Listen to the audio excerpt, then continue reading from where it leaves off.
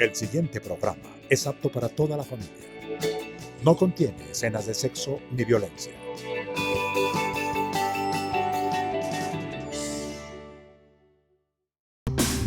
Sindicalismo, arte, cultura, actualidad, tecnología, pedagogía, educación. Las expresiones de vida con que se construye Colombia tienen un punto semanal de encuentro. Buenos días, bienvenidos a Encuentro, el programa institucional de FECODE. Hoy es 20 de junio y a continuación les vamos a presentar las noticias más importantes que en el escenario educativo, político y sindical se han desarrollado en el transcurso de la semana. Aquí un avance. Los créditos del ICETEX siguen arrinconando el derecho a la educación superior de millones de colombianos. Suben las matrículas para estudiantes nuevos en la Universidad Nacional. ¿Error o privatización? Caquetá, otro ejemplo de la improvisada implementación de la jornada única por parte del Gobierno Nacional. Educación en La Paz, tema central de la última edición de la revista Educación y Cultura. Red de Mujeres Educadoras evalúa su trabajo en pro de la equidad de género y el desarrollo social. Mi nombre es Omaira Morales y aquí inicia Encuentro. Encuentro. Según el ICETEX, en el país hay 150.000 estudiantes de educación superior morosos que han sido, por supuesto, enviados a las casas de cobranzas, que según la MANE, la Mesa Amplia Nacional Estudiantil, se han embolsillado cerca de 7.000 millones de pesos. Hoy, nuestros estudiantes tienen que decidir o continúan sus estudios o pagan la deuda. Muchos han desertado por eso. Muchos estudiantes cuando terminan su carrera y consiguen un trabajo lo hacen por un salario mínimo, un poco más, digamos, entre un salario mínimo y 1,5 millones de pesos, y las cuotas que tienen que pagar posteriormente al ICETEX son aproximadamente del mismo valor. Entonces, por eso termina siendo imposible para ellos pagar y se encuentran en mora. Mientras esta noticia sobre la deuda de los 150.000 estudiantes al ICETEX circulaba, la MANE, la Mesa Amplia Nacional Estudiantil, le explicaba a la ciudadanía lo que muchos saben y el Gobierno Nacional no quiere entender. Durante los últimos 22, 23 años, lo que ha hecho el Gobierno Nacional es privatizar la educación y buscar la forma de hacer negocio. Entonces amplía el número de créditos,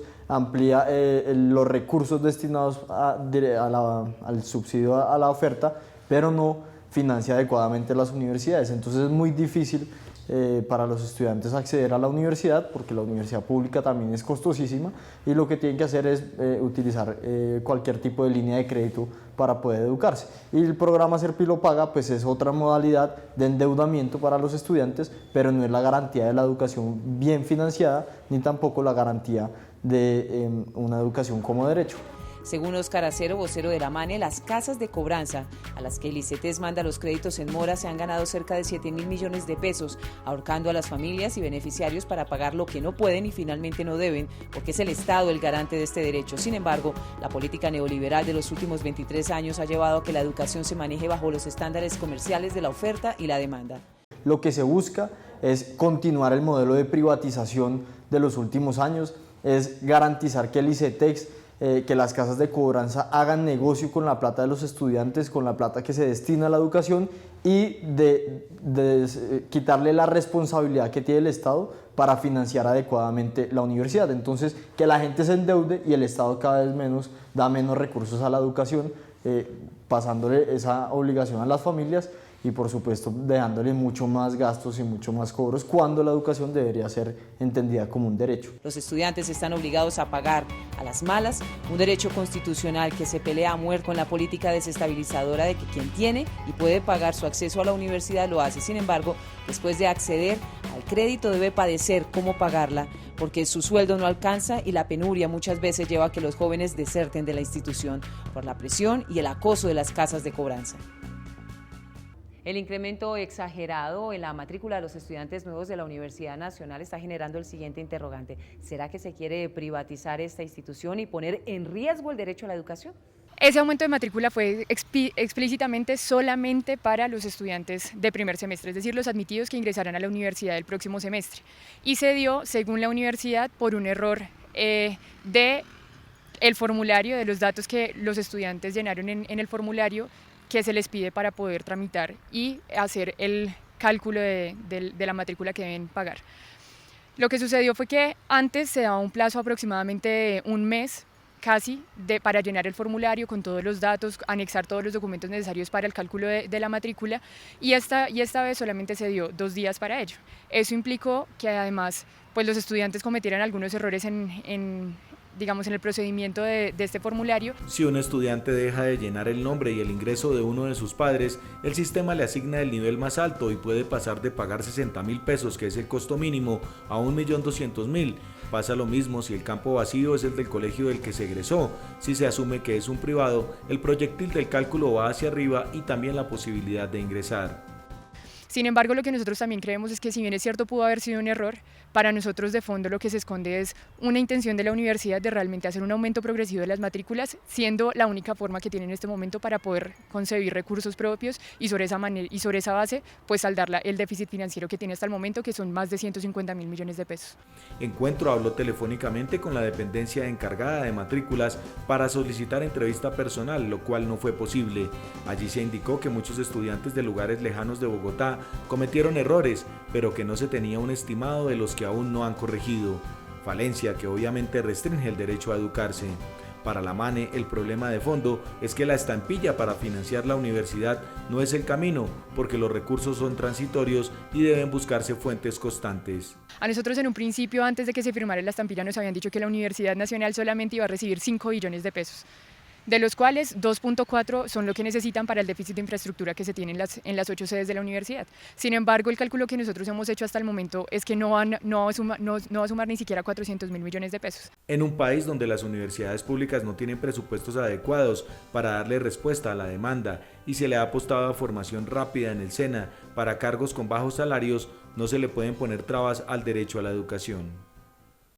Y el profesor Francisco Torres, secretario de Relaciones Internacionales de FECODE, le habla a esta hora al Magisterio Colombiano.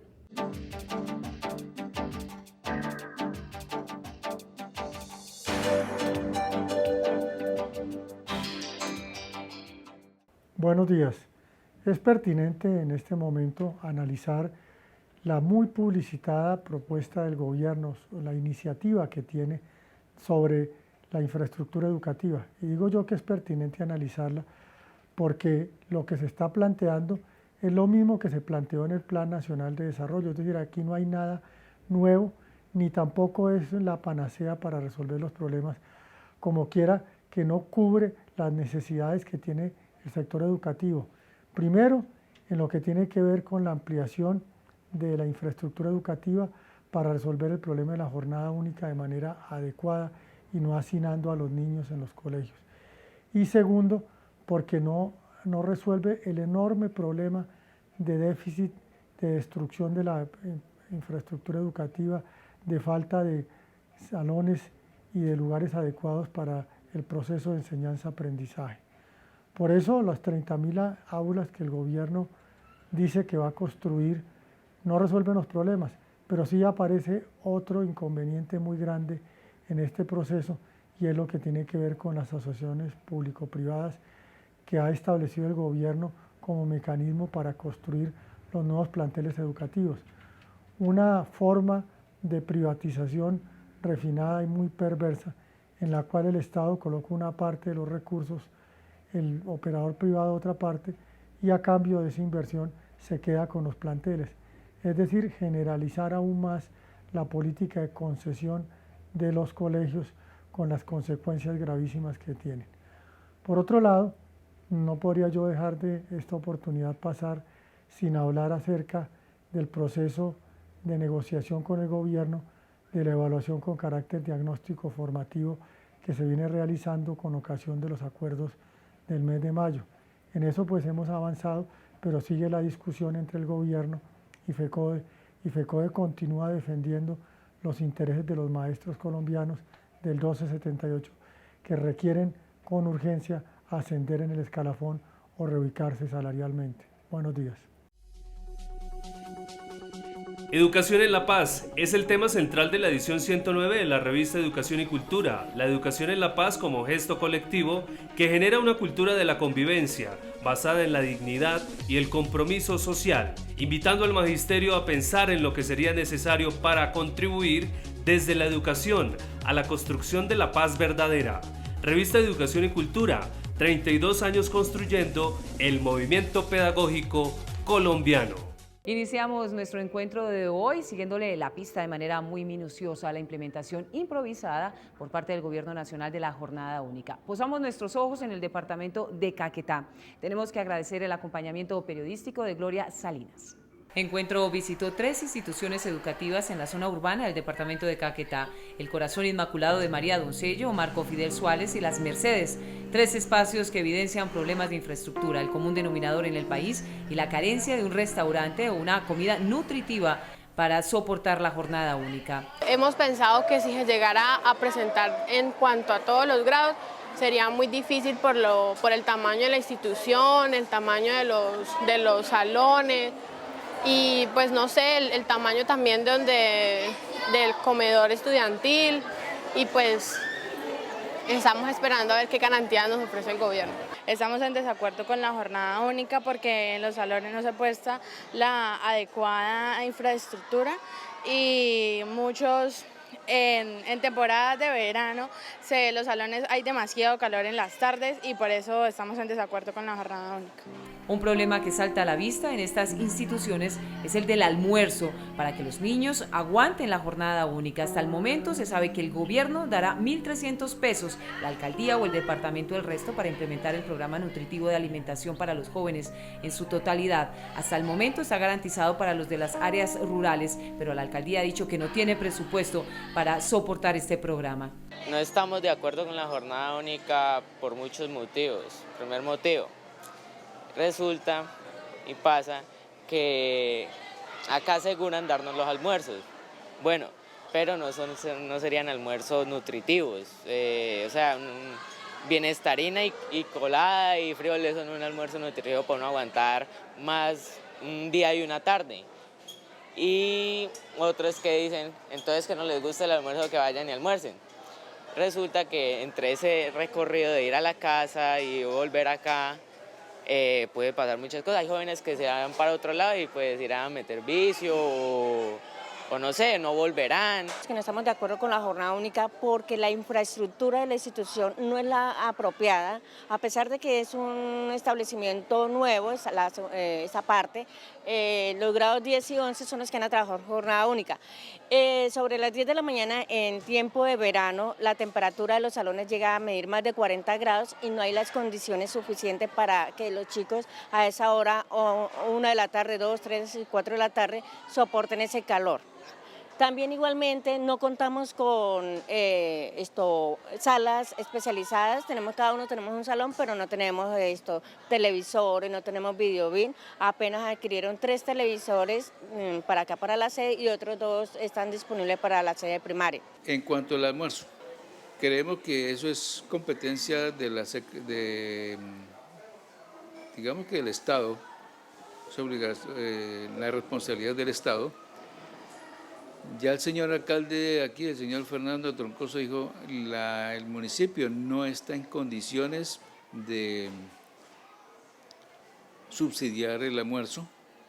Entonces eso ya lo sabe el señor secretario de Educación y lo sabe el Ministerio de Educación Nacional. Lo cierto es que con este panorama de carencias, debilidades e improvisación de regreso de las vacaciones, se iniciará con la jornada única, sin consensos ni información de cómo se superarán temas como el del almuerzo, el transporte y el aire acondicionado para los salones, y así los jóvenes puedan soportar las altas temperaturas de horas de la tarde.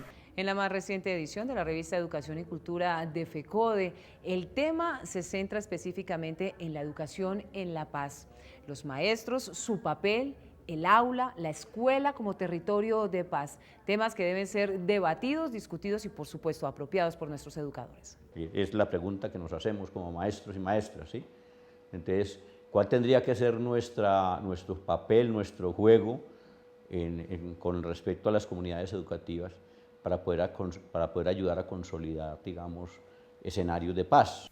La edición 109 de la revista Educación y Cultura plantea a través de articulistas, el debate, el editorial y demás secciones respuestas a las miles de aristas que tiene la paz, porque alcanzarla pasa por discutir la tierra, las víctimas, los recursos naturales y los derechos de la población.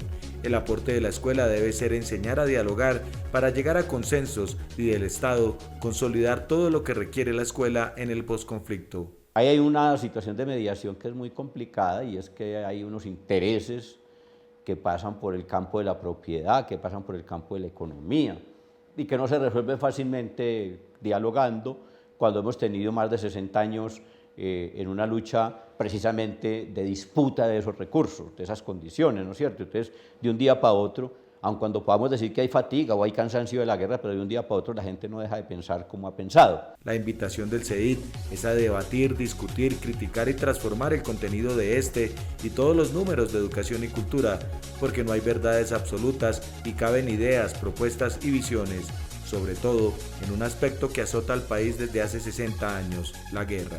Esta revista quiere ser simplemente, digamos, recoger, aportar unas reflexiones desde maestros sobre el problema de la paz, sobre cómo están viendo el problema de la paz, sobre las posibilidades que le otorgan y sobre las cosas que se proponen. Podríamos hacer muchas cosas interesantes, ¿sí?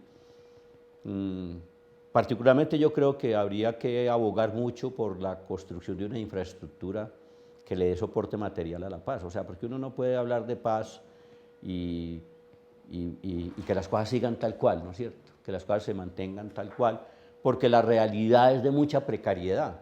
El profesor Carlos Enrique Rivas, secretario de Asuntos Pedagógicos y Científicos de FECODE, le habla a esta hora a los y a las maestras a nivel nacional.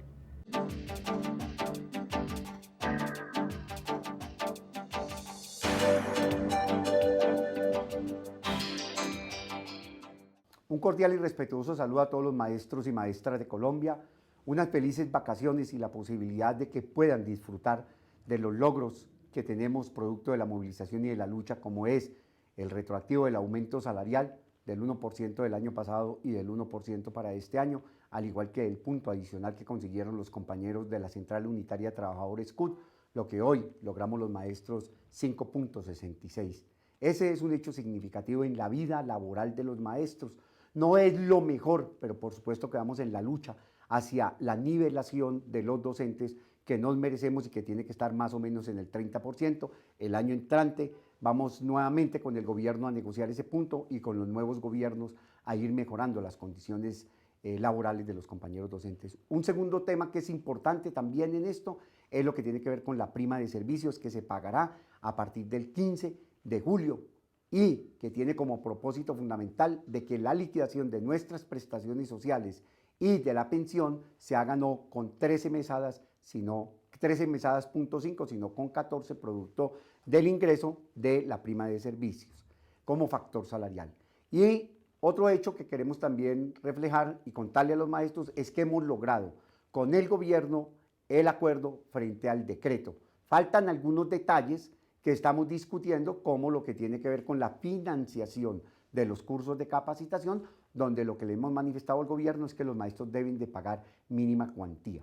Y lo que tiene que ver con principios, criterios e instrumentos, que creemos que es donde está el grueso de la discusión, de la necesidad de apretar lo que tiene que ver con todos los instrumentos, le estamos discutiendo con el gobierno. Casi que estamos a punto de resolverlo de los principios y si lo hacemos, pues queremos llamar al viceministro de Educación, al doctor Luis Enrique, para que haga parte de esta comisión y le podamos agilizar. De igual manera lo estamos haciendo con la Universidad Pedagógica, con la Universidad de Antioquia, con la Universidad Distrital, y le decimos a los compañeros maestros que vamos en una buena tónica y que por supuesto la Federación tiene la tarea no solo de derrotar la evaluación de competencias, sino la construcción de una evaluación diagnóstica formativa que sea del interés y satisfaga los derechos de los maestros.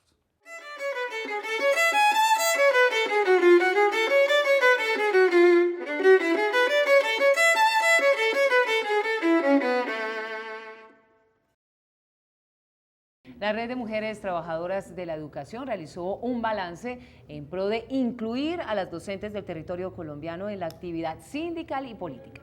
2 talleres y entrevistas individuales a los equipos de trabajo de FECODE, que tienen entre sus funciones afianzar la Red de Mujeres Trabajadoras de la Educación, formarlas, pensar y ejecutar estrategias que permitan su participación política servirán para evaluar desde la Internacional de la Educación si entre 2005 y 2010 las educadoras han incursionado con fuerza en las organizaciones sindicales y diferentes escenarios para proponer y realizar cambios en su favor y de la población en general.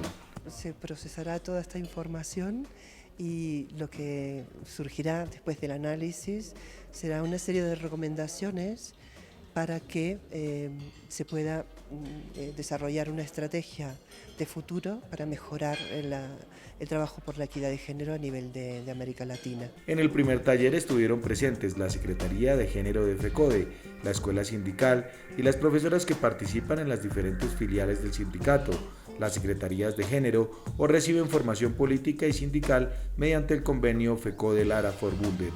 Estos 3 espacios posibilitan el trabajo en red. En el caso del Valle del Cauca, el trabajo de formación política o sindical de la mujer ha dado como resultado un empoderamiento tal que en este momento en la junta directiva del sindicato de este departamento tenemos 7 mujeres. Ahí estamos en mayoría, somos ejemplo a nivel nacional y es así como en este evento hemos mostrado de qué manera se llega a un hecho como este. Creo que aquí se están vislumbrando los grandes esfuerzos que ha hecho la Federación Colombiana de Educadores, cada uno de los sindicatos filiales y cada uno de los espacios donde las maestras, las lideresas y las mujeres afiliadas a FECODE, a la Central Unitaria de Trabajadores, hemos podido desarrollar. De manera que estamos expresando todo este avance, todas estas agendas que se han podido desarrollar. El hogar y el cuidado de los hijos, sumado a las responsabilidades laborales, siguen en la lista de impedimentos para avanzar en la participación de las mujeres en diversas instituciones. No obstante, aparecen proyectos para hacer equitativo el trabajo en casa, que los partidos incrementen en sus listas el número de féminas y la formación para que puedan enfrentar los desafíos de hoy, como la explotación, la informalidad y el desempleo, entre otros. Y a esta hora compartimos con nuestros televidentes una excelente noticia. Escuchen bien, FECODE en alianza con Sergio Cabrera, sí señores, director y cineasta, y Ramón Jimeno, periodista y articulista de algunos medios informativos a nivel nacional, van a construir un seriado que esperamos que próximamente se esté presentando en la pantalla chica, reivindicando la imagen y el quehacer de nuestros maestros y maestras a nivel nacional.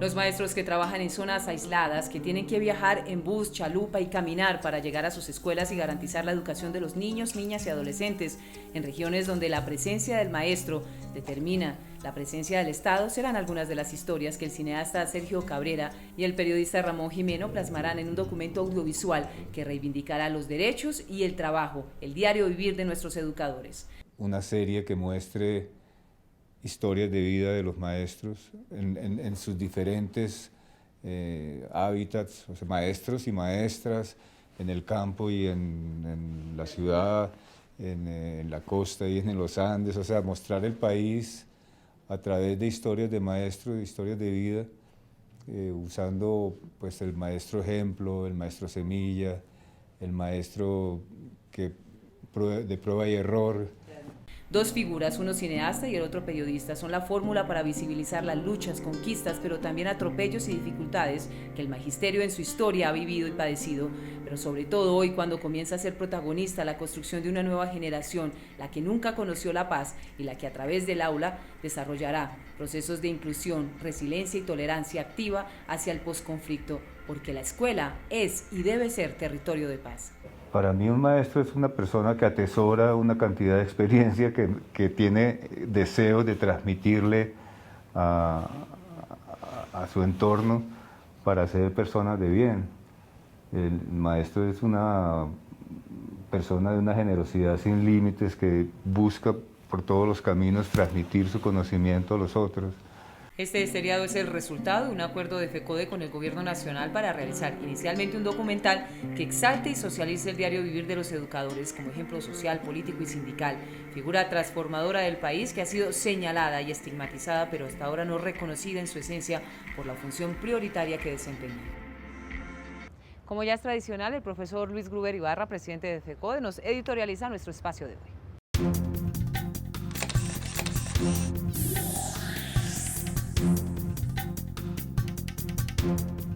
Un saludo fraterno a todos los trabajadores de la educación y en particular al magisterio colombiano.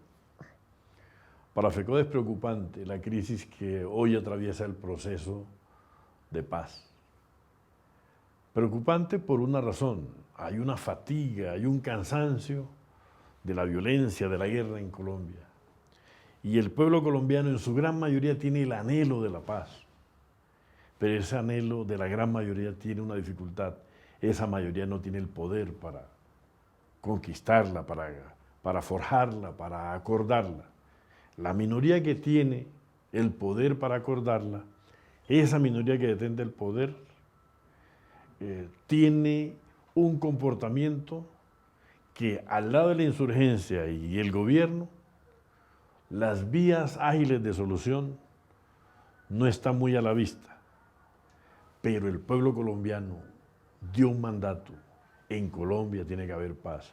Nosotros, FECODE, creemos importante que nuestra propuesta, que las escuelas se respeten como territorios de paz, no es solo la escuela. Queremos que el pueblo colombiano, que la nación, que todo nuestro territorio sea un territorio de paz.